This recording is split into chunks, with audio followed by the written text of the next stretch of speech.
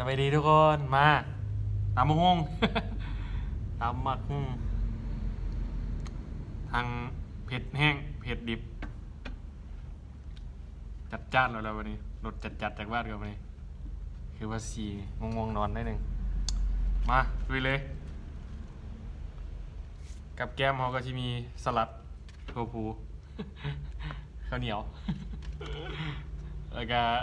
ข้าวโจดเลยดิมาเปิดกันเลยนี่สลัดกันเลยเอาน้ำสีแห้งๆนิดนึงน้ำบหลายปานใด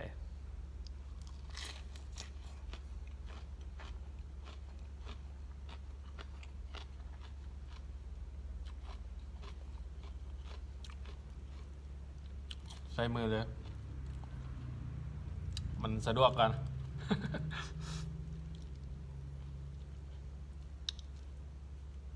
เอา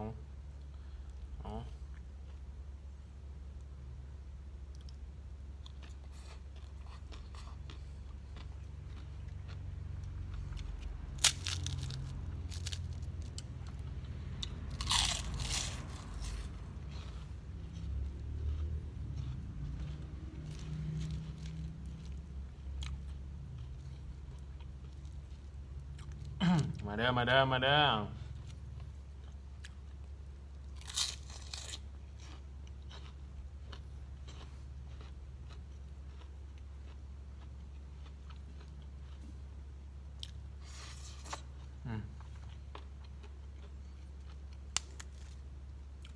5 นิ้ว 5 มือ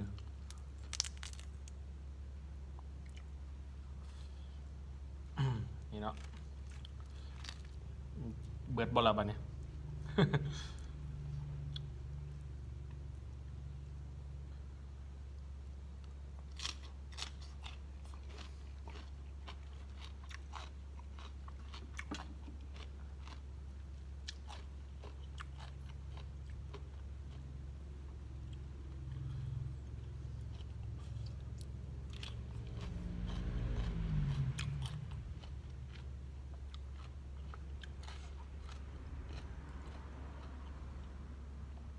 น้ำบ่มีไปไหนเนาะน้ำสีแห้งๆเลยนึง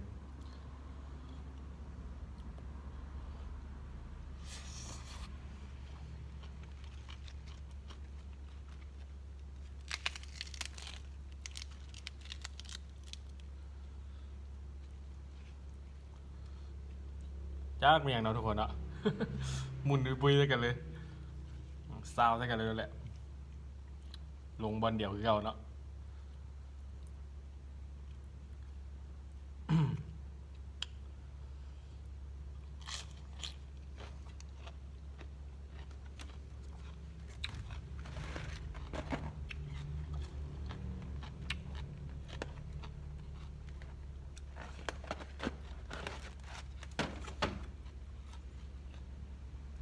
กินอยู่เฮือนเลยแหละ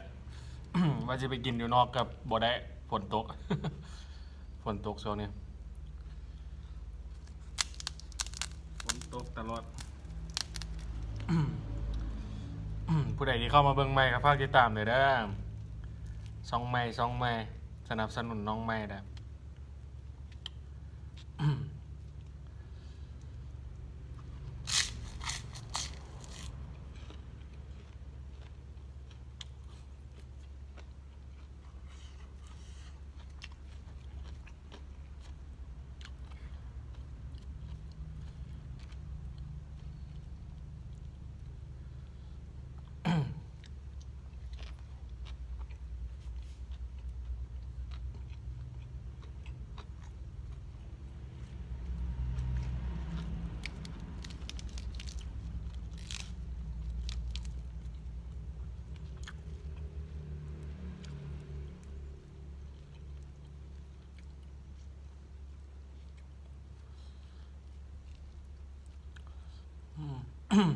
ไล่หยิบเอาปั่นกับมัน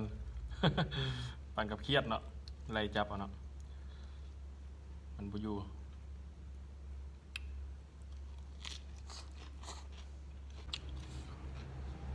ฮ้อนปะเนี่ยทางเพชรทางฮ้อนปะเนี่ยเนี่ยแตกเลย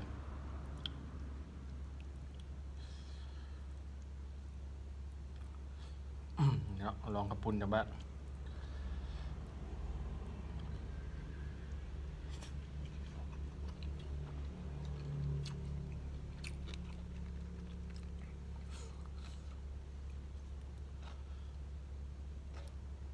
เป็นเผ็ดๆเด้เนาะจังน้อย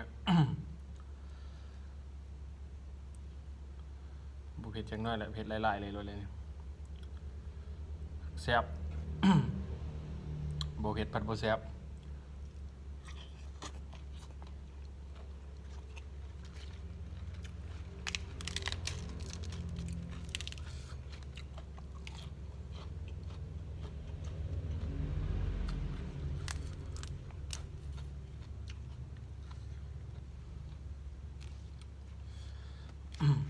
ก่อนเนาะโอ้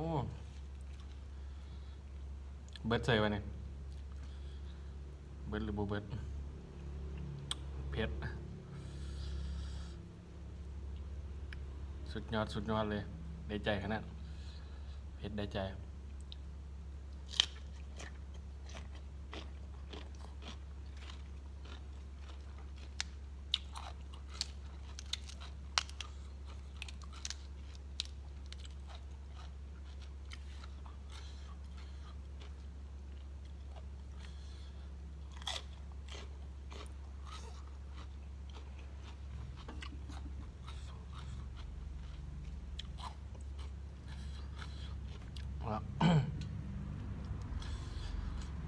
จำน้ำจากว่า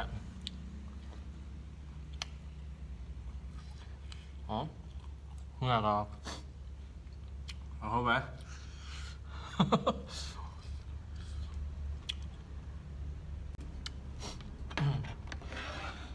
กวนมาทุกคนเนาะมาชีโฮบน้ำครับน้ำมันบุมีโฮบละ มันแห้งมุยน้ำ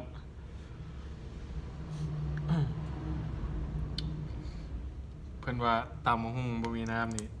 เพิ่นว่าห่วงเมียวซั่นสิเป็นคือเพิ่นว่าแท้บ่ บ่มีน้ำ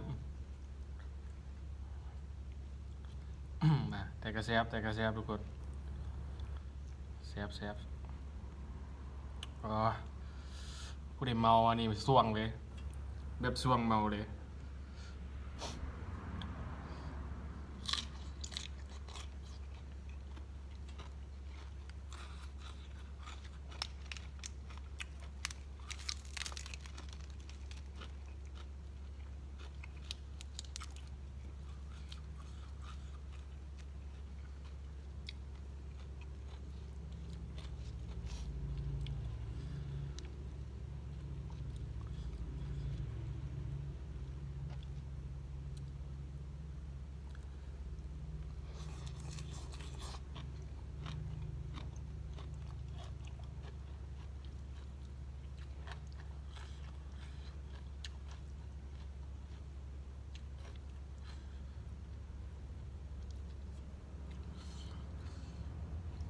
อืม อืม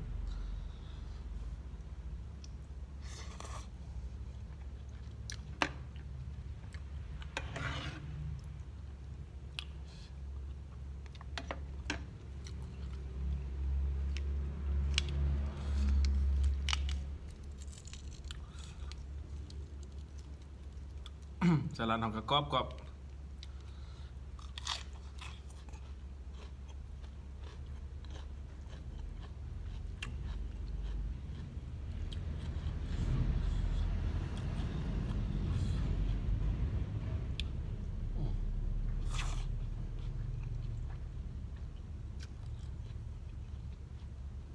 เอาจังซี่โลดเลยเนาะ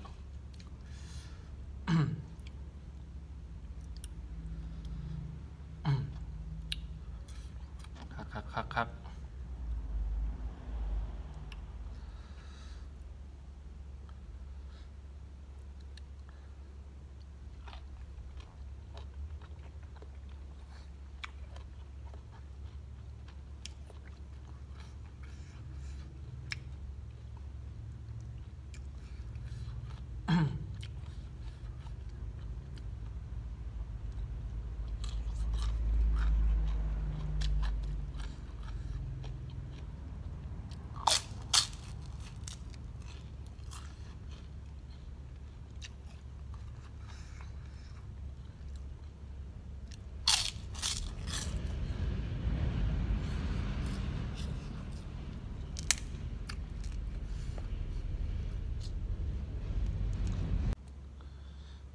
ซ้ำทุกคน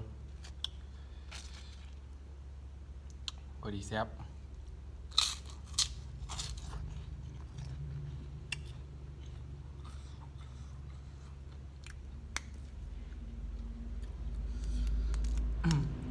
พอดีแซ่บอย่าลืมผู้ใดเข้ามาใหม่กดติดตามให้ได้เด้อเป็นกำลังใจให้ซองมิสเตอร์แอคเด้อ อ่ะ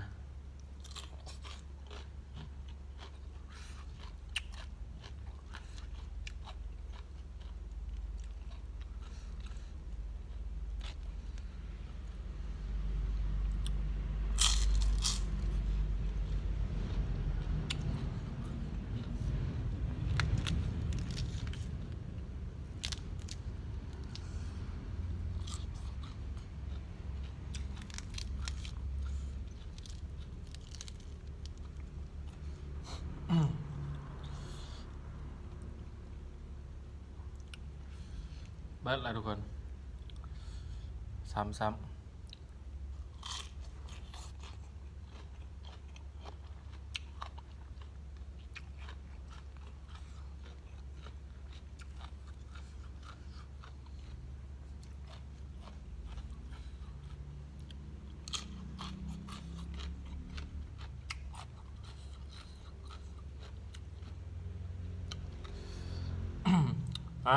ฝาก